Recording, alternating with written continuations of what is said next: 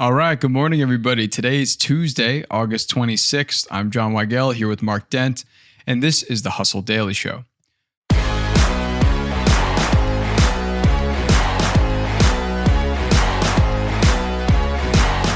Taco Bell is crushing the fast food industry lately.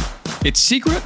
Launching more new menu items every year, because the secret to success in our attention deficit economy is throwing new stuff at customers every few weeks, apparently. So while McDonald's and Wendy's complain about budget-conscious consumers, how is Taco Bell really getting love from Gen Z? We'll get into that and the biggest headlines in business and tech right after this.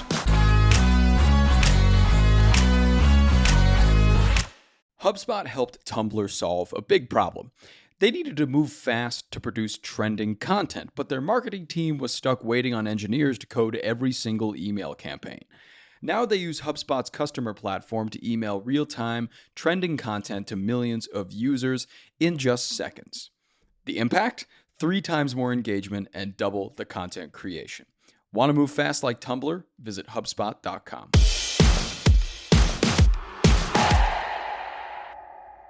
Kicking us off today with some luxury brands, Louis Vuitton is getting into the makeup game, debuting its La Beauté line this Friday. And if you want in on what the French luxury brand is selling, you could start saving yesterday. One lipstick tube is going to run you $160, and eyeshadow palettes cost $250, making some of their $69 lip products look pretty reasonable in comparison.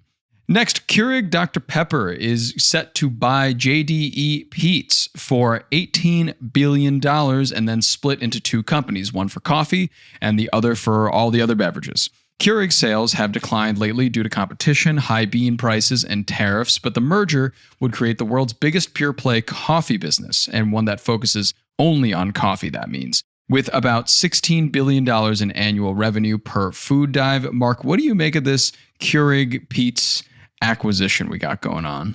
I think it makes sense. It is odd, though, that the Keurig Dr. Pepper match, together under one umbrella at least, didn't really work that well because, their thinking was just like, hey, we'll have drinks for any time of the day for you. And it just didn't really work out that way for a couple of the reasons that you mentioned. And that said, I think now by separating them, the thought is we need to get bigger. Like, you can't just be Keurig. Right. And Peet's, outside of Starbucks, one of the larger chains. When I think about it, it's like if Starbucks had its own coffee maker as well. And you can just imagine the type of loyalty that could foster, where people who go to Peet's are like, okay, well, I'll definitely get a Keurig. I don't know, maybe people who have Keurigs are like, well, now I'll go to Peet's. I don't know. I could see this working. Yeah. It's an under-the-radar kind of company, I felt like Peet's. It's really not everywhere, although you see one pop up once in a while. But pretty much only in bank branches, I think. Yeah, in bank branches. They love a bank branch. And with the Capital One cafes coming around, so they might be, maybe it might be jonesing for some new territory. But yeah, this is interesting because the Keurig business obviously isn't doing too great. And I know coffee consumption is way up. And coffee prices are way up right now, too, due to tariffs. So, I don't know. This could just be a play to expand the business beyond Keurig, because I honestly don't remember the last time I saw anybody have a Keurig that was outside of an office building. Yeah, and I never go to office buildings. Neither do I. They're dead to me. They're dead to me. I haven't seen one in forever. Yeah, same. Okay, next up here on some AI news, some more AI investment potentially.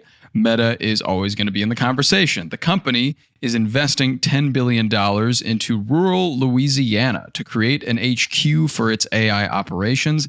It's going to sit on 2,000 acres, and Meta servers will take up about 4 million square feet. They're going to make quite a base down there. And finally, on the list of jobs you'd expect to be displaced by AI, golf caddy probably wasn't near the top, but it could be now.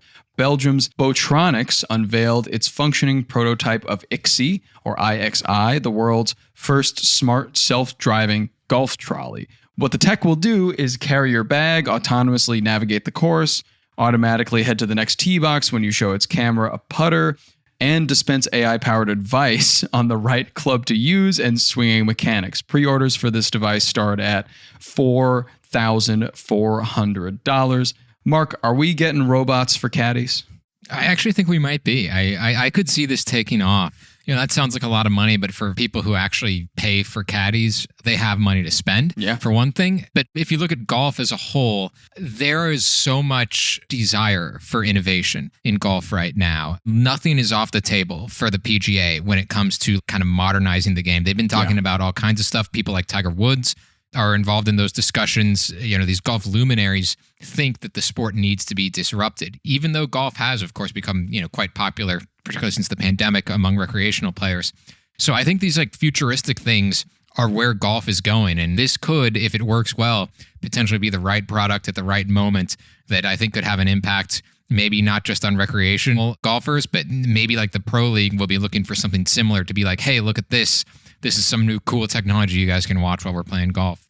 Right. Yeah. No, there's been quite an effort to modernize the sport and make it more attractive to, I feel like, younger viewers, which is also the entire plot line of Happy Gilmore 2. Yeah. Thank you. I know. And a good movie. Good movie. Not bad. I just watched it. It's pretty fun. But yeah, it really hits right now because golf definitely needs kind of that kick to bring itself into the new generation. And this could potentially be it. And also, coming to another part that you mentioned earlier, if you are a golfer or if you hang out around golfers, it's notoriously quite a wealthy crowd. So $4,400 for a permanent robot caddy may not be a big deal to a lot of these players at the end of the day. Yeah, maybe even if you had to get a new one every 2 years, this wouldn't be a big deal for a large number of golfers. Yeah, exactly.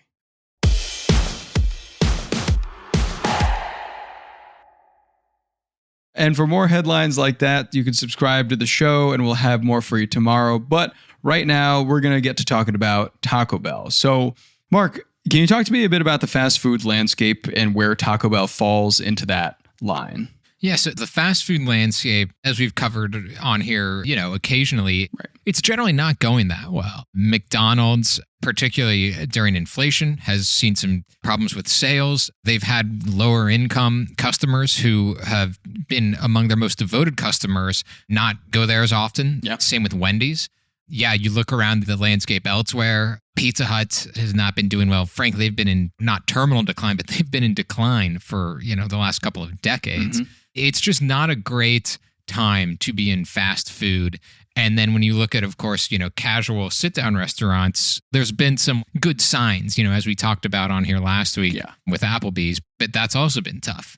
But Taco Bell, as Bloomberg pointed out, there was a really good story by Dina Shanker that kind of just was like, what's Taco Bell doing so well? And the answer is like a lot of stuff. Yeah. So what is that secret sauce that Taco Bell has that maybe a lot of these other fast food and casual dining companies haven't been able to hit? Because, we've been talking for weeks about places like McDonald's freaking out that they're repelling their usual customers from high prices. So they're trying to give value meals. Taco Bell, arguably, perhaps by our own definition, maybe not even the tastiest fast food on the market.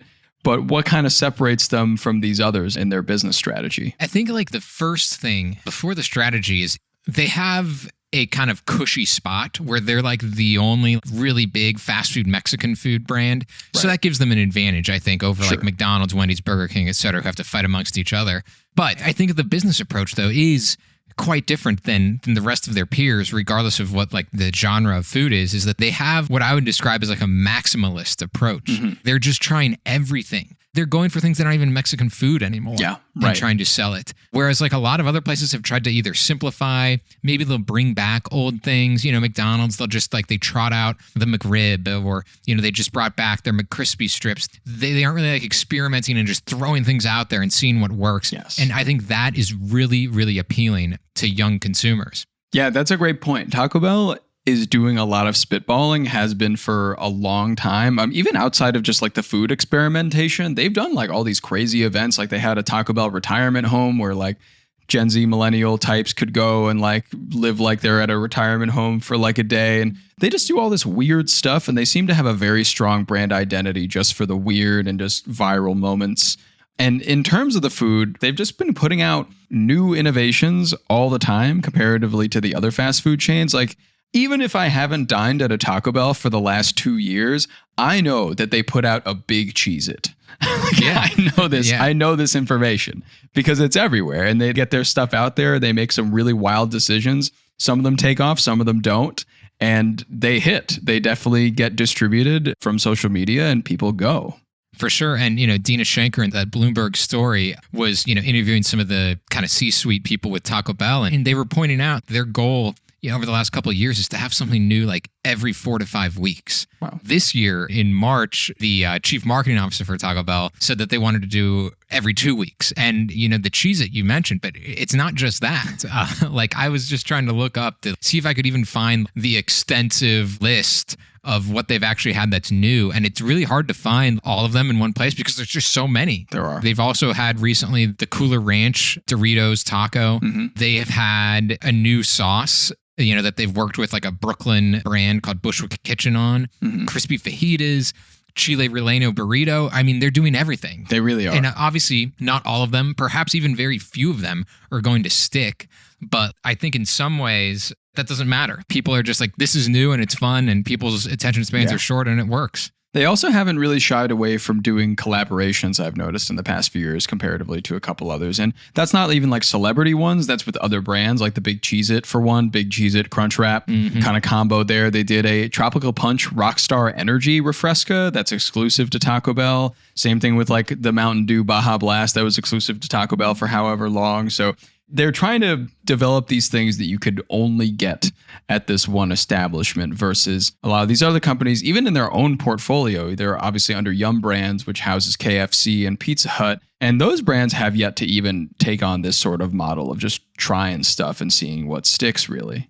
Yeah, and that's a really good point because Taco Bell has been like the savior of Yum Brands for so long. Like as I mentioned earlier, Pizza Hut has in general been kind of a laggard and KFC has been up and down.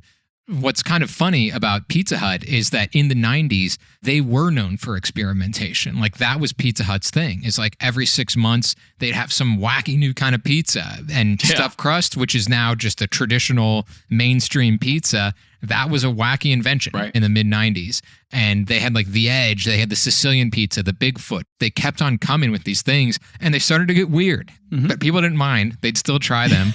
And that's when Pizza Hut was growing and when they were kind of at their peak, I think. And they've gotten away from that. And Taco Bell, they're showing the way. They might have an advantage because, they don't have as natural of a competitor as Pizza Hut or McDonald's does. Sure. But still, you got to wonder why other people aren't trying the same thing. Yeah. And I think Taco Bell has another advantage in that their marketing, it just has worked. The Live Moss, people enjoy that kind of branding.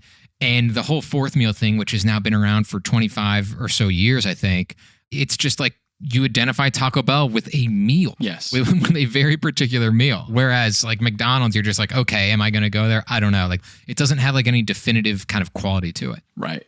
Exactly. I want to bring back something you said earlier about the competition because the real closest competitor as cited in this Bloomberg article that Taco Bell has theoretically is Chipotle, which is in a completely different stratosphere price-wise and also like what the place looks like and everything like that. So really on the fast food front, Taco Bell in the like Mexican adjacent food category is pretty unchallenged. You have Del Taco, some other kinds like that, but they're not really all over the US. Not yet, at least. So they've really found this pocket, really expanded on it. And the brand isn't necessarily like a legacy precious brand. Like I feel like a KFC would be. Like if they don't do fried chicken at KFC, what are they doing? And Taco Bell, they kind of have free reign over here. They can put like, I don't know, fried chicken in a taco and then make it a crunch wrap with like some Baja Blast sauce on it or something. And it'll sell, I'm sure.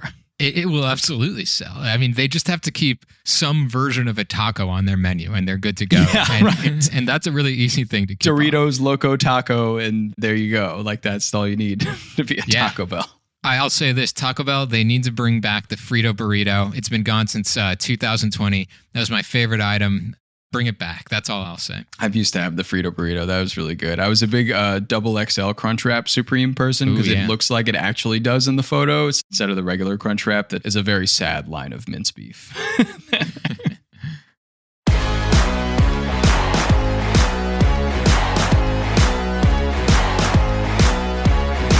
All right, that'll do it for us today. Thanks for tuning in to the Hustle Daily Show. We're a proud part of HubSpot Media. Our editor is Robert Hartwig, and our executive producer is Darren Clark. We've got a lot more tech and business coverage in our newsletter. If you're not subscribed, go sign up at thehustle.co/email and follow us on Instagram at thehustledaily. We'll see you tomorrow.